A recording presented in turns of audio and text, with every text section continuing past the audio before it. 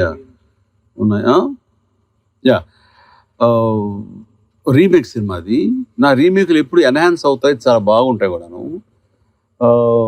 స్నేహం కోసం సినిమా నా కథ బాగా నచ్చింది, చాలా బాగుంటుంది.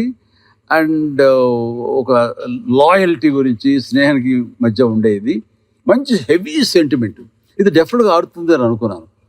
మన ఆడియన్స్కి వచ్చేసరికి ఎక్కడో ఆ తమిళ్ తాలూకా ఆ వాసన రావటం, మన చిరంజీవి విజయ్ కుమార్ దగ్గర అయ్యా అయ్యా అంటాం, ఆయన చెప్పులు మోసుకోవడం, అది ఎందుకు వాళ్ళు అక్కడ ఇమేజ్ ప్రాబ్లం వచ్చింది. ఇమేజ్ ని అది రిలీజ్ చేయలేకపోయారు. One of the best performance అని అనుకున్నాం. జైలు నుంచి వచ్చిన సీన్ ఉంటది కదా, అమ్మ బాబోయ్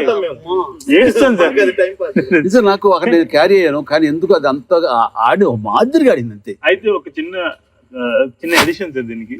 అది ఎందుకు విఫలమైందో నాకు తెలియదండి, కానీ నాకు తెలిసిన చిరంజీవి ఫ్యాన్స్ అందరికి నాతో సహా ఆ సినిమా చాలా personal, very personal sir. And అందుకు నాకు అంత బాగా నచ్చింది, కానీ ఆడవలసినంత ఆడలేదు ఆ సినిమా.